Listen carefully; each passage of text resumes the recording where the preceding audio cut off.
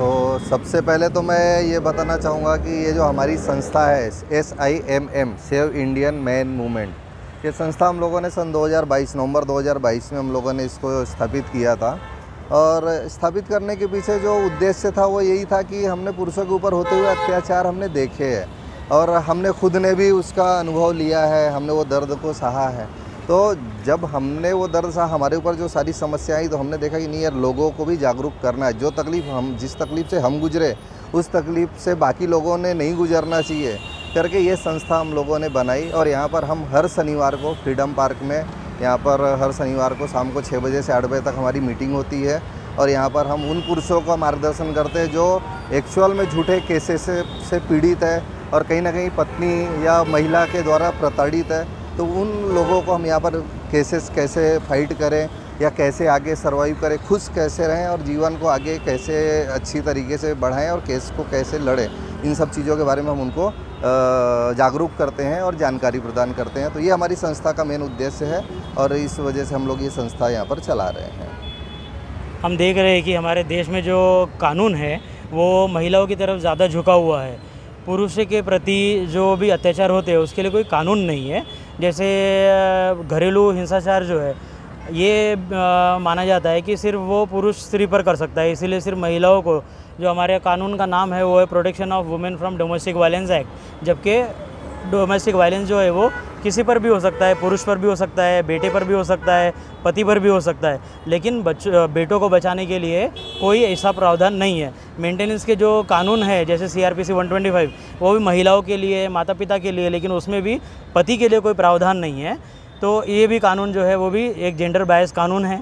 इसी तरह से अभी भारतीय न्याय संहिता जब होने वाला था, मतलब जो IPC है उसको रिपील करके भारतीय न्याय संहिता लाने की बात हो रही थी, उस समय भी हमारे जो गृह मंत्री है उन्होंने ये स्टेटमेंट दिया था कि ये जो नए कानून है ये बनाने का उद्देश्य इसको जेंडर न्यूट्रल बनाना है। लेकिन हम देख रहे हैं कि इसमें भी कोई प्रावधान जेंडर न्यूट्रल नहीं बनाया गया है।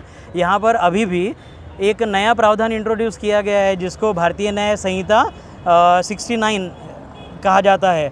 इस प्रोविज़न में क्या किया है कि पहले जो फॉल्स प्रॉमिस ऑफ मैरिज के नाम पर जो रेप के केस दाखिल हुआ करते थे उसमें से तो पुरुष बच जाते थे, क्योंकि कई बार कंसेंशुअल सेक्स जो है इसी को रेप में परिवर्तित कर दिया जाता था।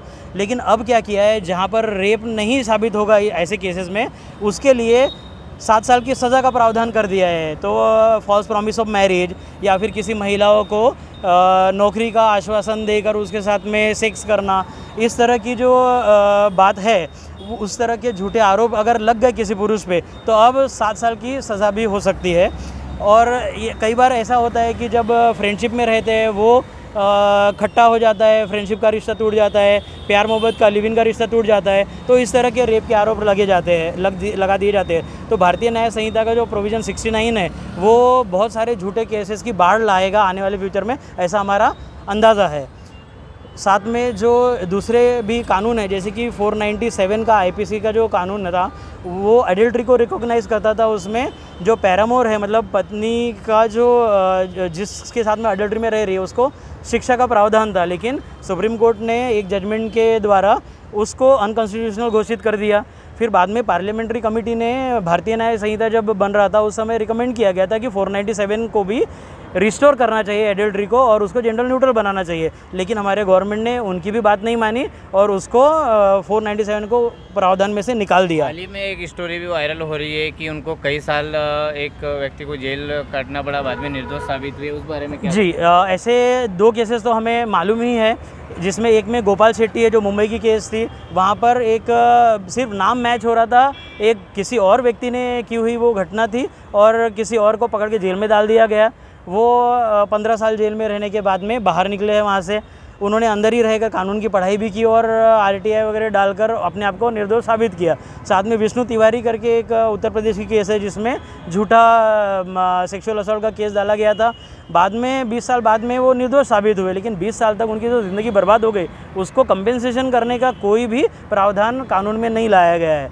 साथ में अभी जैसे जब हैदराबाद में एक ब्रूटल हत्या हो गई थी महिला की, उस समय वहाँ पर एक दिशा कायदा लाया गया था। वैसे ही महाराष्ट्र में शक्ति कायदा लाने की बात चल रही थी, उस समय भी हमने रिकमेंडेशन भेजे थे कि आप ऐसा कोई लॉ ला रहे हो, कोई प्रॉब्लम नहीं है, लेकिन कम से कम जो झूठे साबित हो जाते हैं ऐसे केसेस में, जिसने झूठा केस दाखिल किया है उनको भी सज़ा का प्रावधान होना चाहिए। लेकिन ऐसे भी प्रावधान लाने से सरकार कतराती है। जब केस दर्ज होता है उस समय किस प्रकार का निरीक्षण करना चाहिए प्रशासन ने बाकायदा जब ये होता है, FIR दर्ज होती है, उसके बाद में प्रॉपरली इन्वेस्टिगेशन होनी चाहिए। इन्वेस्टिगेशन के बाद में अगर कुछ दोषी पाया जाता है तभी आगे कार्रवाई होनी चाहिए। लेकिन ये लोअर लेवल पे जो पुलिस महकमा होता है वही सब केसेस रजिस्टर करते हैं, कोई इंक्वायरी नहीं होती है, सीधा कोर्ट में पेश हो जाता है, अरेस्ट हो जाती है उसी बीच में। और अरेस्ट हो जाने के बाद में कुछ साल बाद जब वो निर्दोष भी साबित हो जाते हैं तो भी उस व्यक्ति का जो लॉस हुआ है उसको कंपेंसेट करने का कोई प्रोविज़न कानून में नहीं होता है। कई बार झूठे आरोपों के चलते पब्लिक भी इस तरह के सेंटिमेंट में आ जाती है कि महिला की तरफ से जाकर किसी पुरुष की पिटाई कर देती है। और कुछ पॉलिटिकल पार्टीज़ भी आजकल इस तरह की हरकतें कर रही है कि किसी महिला के बोलने पर जाकर पुरुषों की पिटाई हो रही है। अभी रिसेंटली एक डॉक्टर के ऊपर में इसी तरह से हमला हो गया है उनके चैम्बर में। कई सारे ऐसे केसेस हो रहे हैं कि रास्ते पर मार दिया जा रहा है, बस में लड़ाइयाँ हो रही है। तो इस तरह से कई सारे मामले बाहर आ रहे हैं। साथ में जब पुरुष के ऊपर में अत्याचार होता है उसके कोई प्रोविज़न हमारे कानून में नहीं है।